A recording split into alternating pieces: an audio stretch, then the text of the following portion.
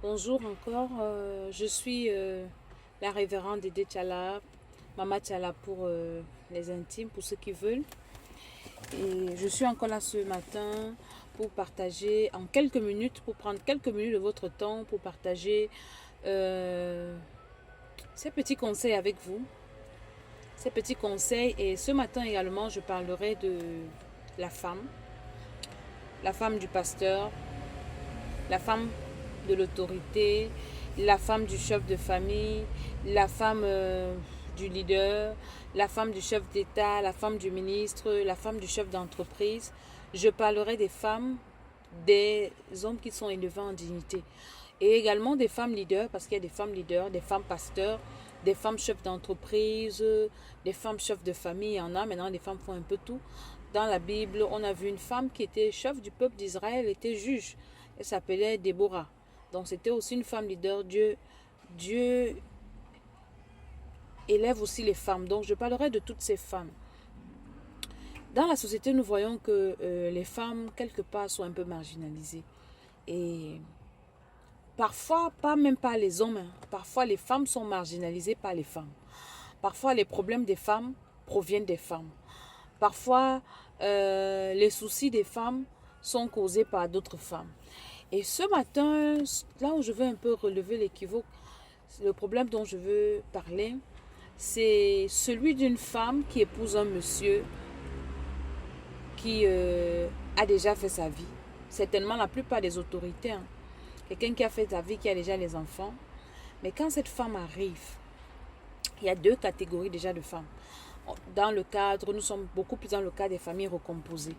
Tu arrives, tu épouses un monsieur qui a déjà fait sa vie, qui a déjà des enfants, qui a eu un premier mariage et qui n'a pas marché. Je ne sais pas pourquoi, tu n'es pas concerné. Et tu arrives dans ce foyer. La plupart du temps, tu t'investis. Quand tu es une bonne femme, je vous ai dit qu'il y a plus deux catégories de femmes. Il y en a qui viennent, qui épousent le monsieur et qui s'investissent, qui commencent à travailler. Elle travaille, elle travaille, elle travaille. Et vraiment, c'est le conseil que je te donne. Si tu as épousé un monsieur, tu as trouvé qu'il a déjà des enfants, il a déjà bâti, ne viens pas t'asseoir pour jouir des biens que tu as trouvés. Il y a beaucoup de femmes aujourd'hui qui disent, oui, je vais épouser un homme qui est riche, un homme qui a déjà tout. Et là, c'est l'onction de celui qui a tout et je viens manger. Non, ça va te caler à la gorge. Si tu as rencontré un monsieur qui a déjà tout, il faut que tu poses tes marques. Il faut que tu viennes commencer ta vie. Ne viens pas continuer la vie qu'une femme a commencé, continuer la vie d'une femme. Non, tu arrives. Si le monsieur a déjà des maisons, il faut que tu travailles avec ce monsieur pour construire la tienne. S'il a déjà une entreprise, bon, peut-être si tu ne peux pas construire la tienne, tu dois travailler dans cette entreprise de sorte qu'on sache que de telle période, la période à laquelle tu es arrivé, à telle période, on voit exactement ce que tu as apporté. Tu ne dois pas être celle-là qui est assise et qui est tellement contente. Tu arrives, une femme a déjà construit sa maison, tu viens entrer, tu es contente. C'est la dame là qui a acheté le lit. Donc le lit sur lequel tu dors, il a acheté ça avec son ex-femme. La maison que tu habites, il a construit avec l'ex-femme. La voiture dans laquelle tu roules, l'ex-femme. Les marmites que tu utilises, ex-femme. Tout, la lingerie, tout. Les enfants, ex-femme. Tu es là, tu viens seulement jouir. Tôt ou tard, ce qui va t'arriver. Aujourd'hui, tu vas peut-être te vanter, oui. Demain, tu vas confirmer ce qui va t'arriver. Quand tu arrives dans un foyer, même si tu épouses un homme qui a déjà fait la vie, mon ami, fais ta part. Les enfants, accouche ta part. La maison, construis ta maison. Même les assiettes à la maison, le lit, tout ça. Tu ne vas pas venir peut-être du jour au lendemain pour mettre tout dehors. Non, mais dans la stratégie, dans la sagesse. Parce que tu dois commencer ta vie.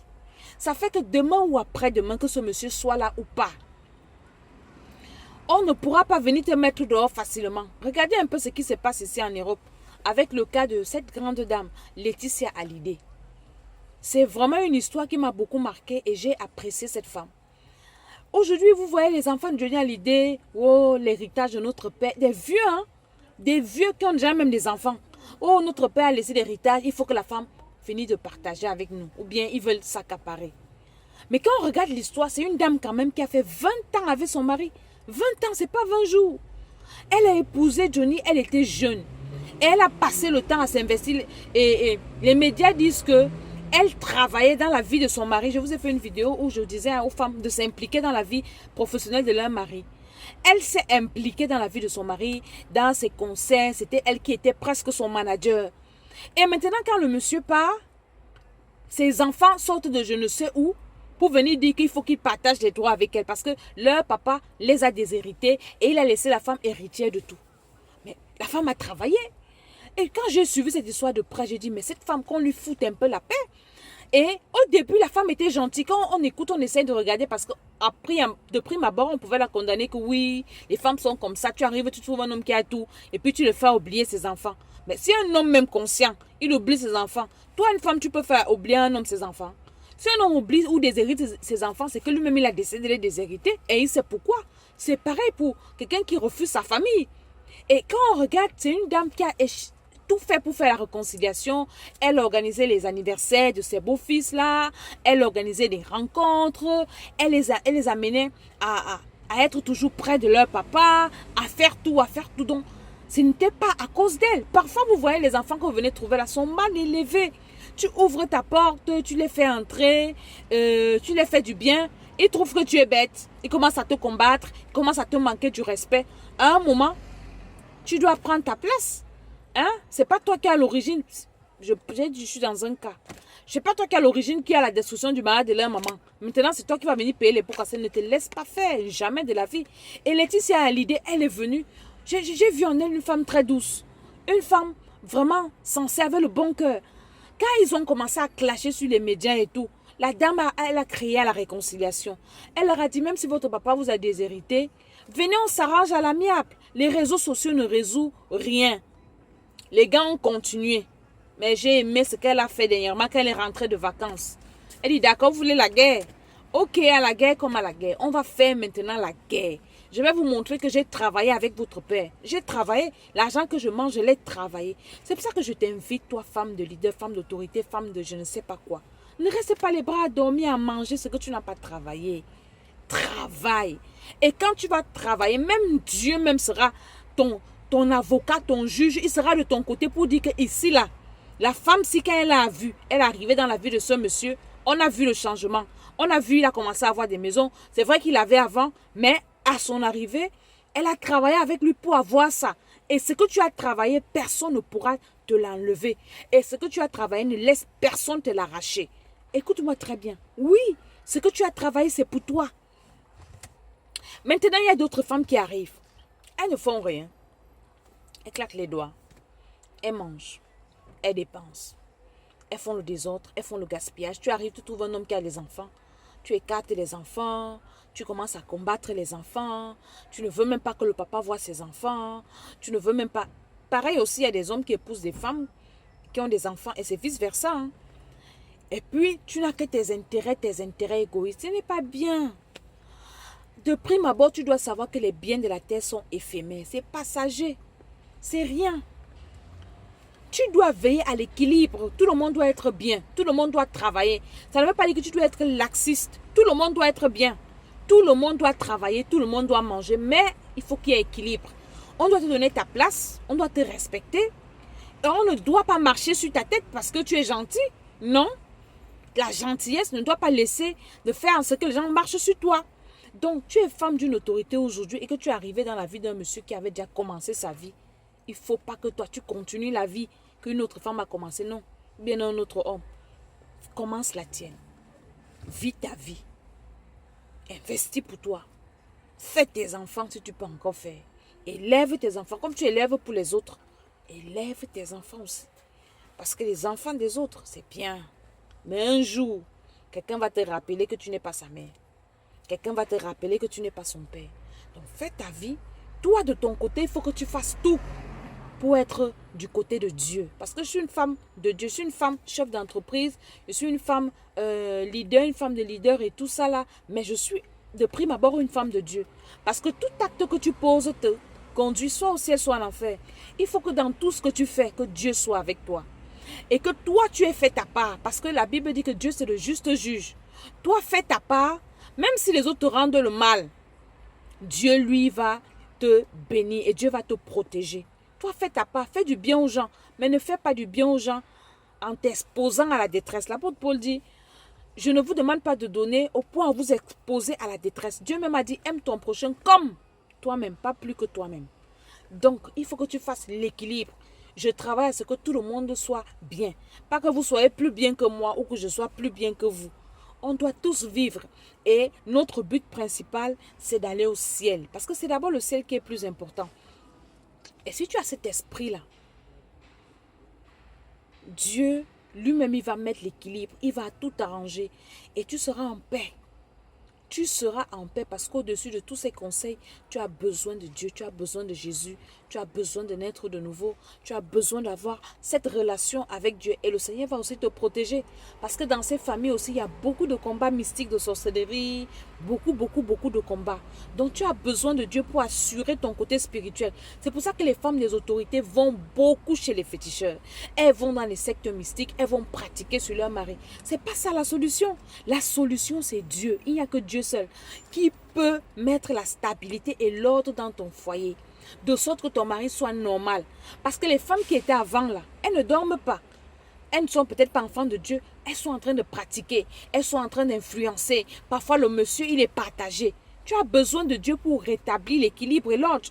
Et quand tu as Dieu, parfois on va dire que tu es sorcière, tu as envoûté le monsieur, parce qu'eux, ils ne peuvent pas l'envoûter.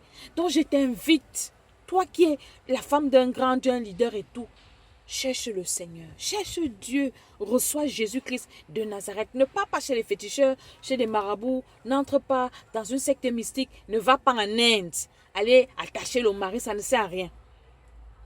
Fais la paix avec Dieu au travers du Seigneur Jésus-Christ et il va te faire régner dans ton foyer. Tu vas réussir. Tu ne seras pas comme Vasti, on ne va pas te renverser. Jamais de la vie. Quand tu as le Seigneur, on ne peut pas te renverser. Quels que soient les complots, même s'il y a 1000 enfants, même si c'est quoi, tu auras ta place. Ton trône sera affermi et personne ne va te renverser. Au nom de Jésus, je suis Maman Tiala, la révérende Dédé Tiala. Je suis la First Lady Dédé Tiala. J'ai tous ces noms-là. Et je suis là pour vous accompagner parce que je sais de quoi je parle. Le Seigneur m'a mis cette mission à cœur. Au Cameroun, en janvier, je ferai une conférence avec les femmes de pasteurs, les femmes de leaders, les femmes de chefs d'entreprise, les femmes leaders, les femmes de chefs, les femmes de chefs de famille. Parce que j'ai également une association de femmes qu'on appelle femmes de distinction. Le Seigneur m'a donné ce fardeau pour les femmes. Et je voudrais communiquer ça avec vous. Ma page Facebook, c'est Maman Tiala. Vous pouvez vous abonner également à notre chaîne YouTube Temple des Nations. Du 26 au 28 octobre, dans le cadre d'une retraite spirituelle. Si tu es une femme leader, tu as des combats dans ton foyer, tu es dans une famille recomposée avec tes beaux enfants et tout, tu n'accouches pas, tu peux venir à cette retraite. Spirituellement également, nous pouvons vous accompagner dans des conseils, dans des prières de délivrance, dans beaucoup de choses. Donc, inscrivez-vous à cette retraite au 07 60 09 48 18. C'est le numéro de la France. Donc, si vous êtes à l'étranger, vous mettez un indicatif dessus. Et en Europe, également l'indicatif 07 60 09 48 18. Et au Cameroun, du 28 au 30 décembre, nous serons là-bas pour une méga retraite spirituelle. Donc, si vous êtes en Afrique, inscrivez-vous.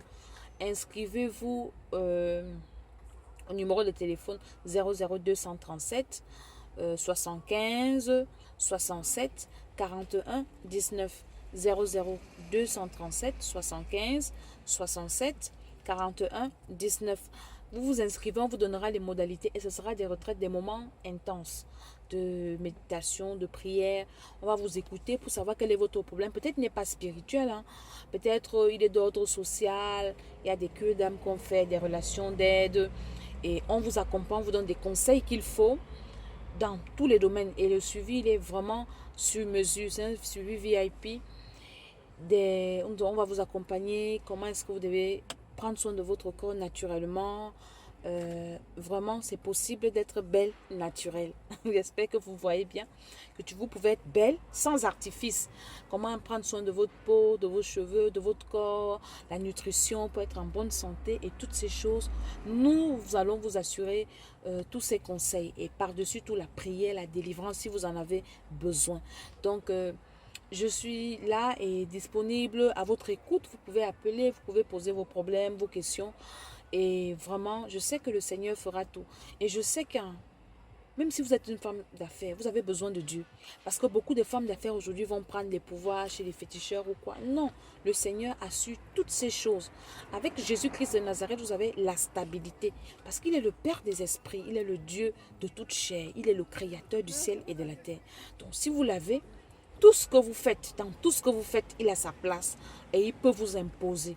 Donc ce n'est pas... La réussite n'est pas seulement pour ceux qui se compromettent, non.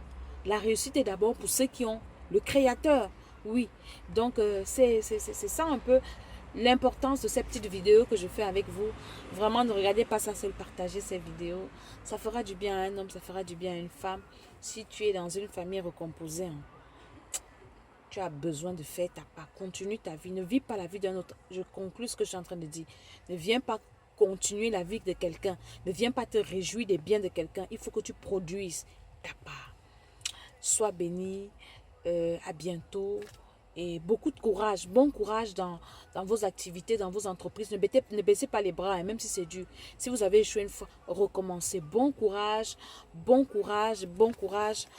À bientôt à une nouvelle vidéo. Je vous quitte. Je vous laisse.